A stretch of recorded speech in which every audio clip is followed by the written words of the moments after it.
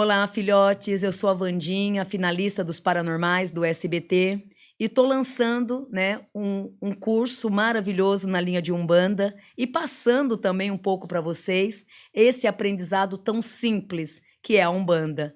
A Umbanda ela é amor, ela é caridade, e nesse curso ele explica um pouco, eu vou estar explicando um pouco sobre os tronos, sobre a simplicidade de cuidar de Oxóssi, de Omulu, de Nanã, com muita simplicidade. Esse curso também eu vou estar ensinando muitos banhos, banhos de defesas, como você se preparar, como você se prevenir.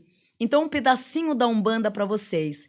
E olha, aqueles filhotes, os 50 primeiros filhotes que chegarem primeiro, vai ter um desconto aí muito especial, tá bem? Conto com vocês. Axé, filhotes. Uma coisa que todo mundo, né, sempre cogita é que a construção foi orientada de alguma forma, mas parece que os egípcios não gostam muito dessa história. Eles, inclusive, parece que descobriram alguns documentos lá, em algum sítio arqueológico, que mostrava, explicando exatamente como eles construíram, como eles conseguiram fazer, mesmo com a tecnologia da época. O que tem ainda em relação a isso lá, Edson? Existe ainda avistamento? Existe alguma conexão? Eu tive no Egito 3 vezes. Na primeira vez eu queria já encerrar esse assunto e realmente saber o que de fato tinha de verdade ali. E aí vamos por partes, né? Como diria o Jack o Estripador, né? Exato.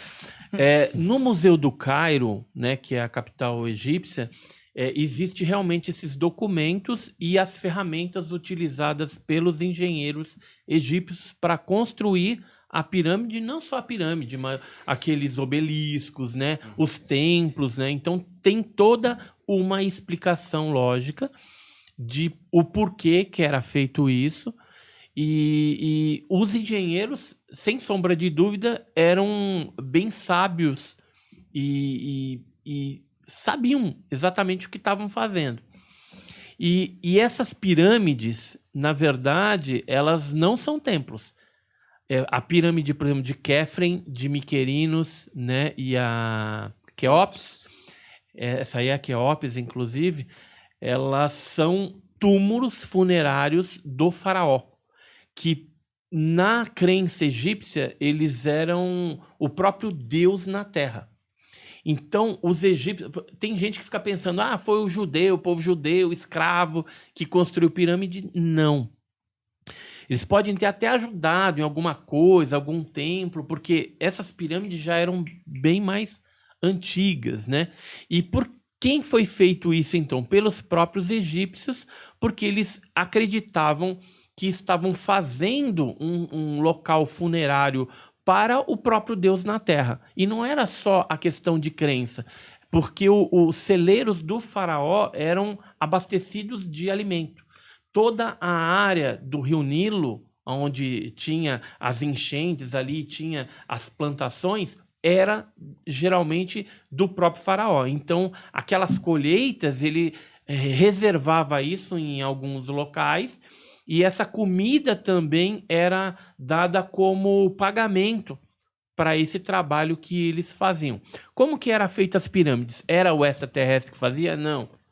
Como que ela era feita? A areia do deserto, ela é bem granular e grossa. Então eles faziam um grande monturo e começavam de cima para baixo. Colocava a primeira pedra, aí ia varrendo, coloca a segunda e vai fazendo a pirâmide de cima para baixo. Entendeu? Mas são umas pedras enormes para levar Baita até lá em cima, pedra. não?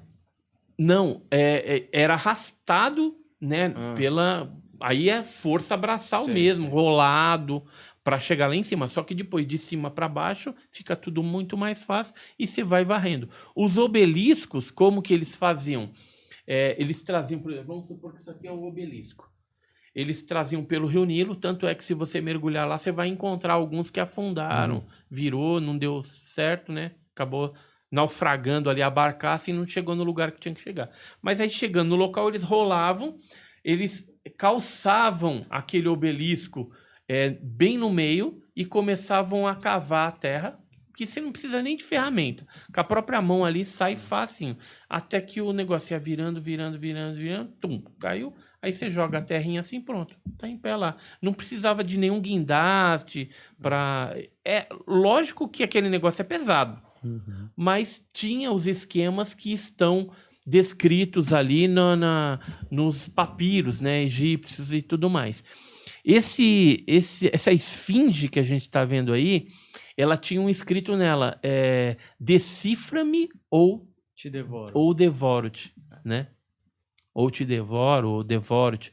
Porque era um símbolo enigmático. No Rio Nilo, a gente vai encontrar os templos, que aí são os templos onde realmente eram reverenciados os deuses egípcios lá, né? Então, cada templo tinha ali o seu deus, né? Eles eram bem politeístas, né? Aí você tem templo de Luxor, Coombo, que adorava até um deus jacaré, um deus crocodilo, tem Luxor, Abu Simbel, que já fica mais lá em cima, na represa de Assuã, e cada um tem o deus, né? Embora tenha essas construções, nenhum faraó, que era o próprio Deus na Terra, foi enterrado aí. Eles enterravam em outro local, que era o Vale dos Reis, que a gente foi lá visitar também.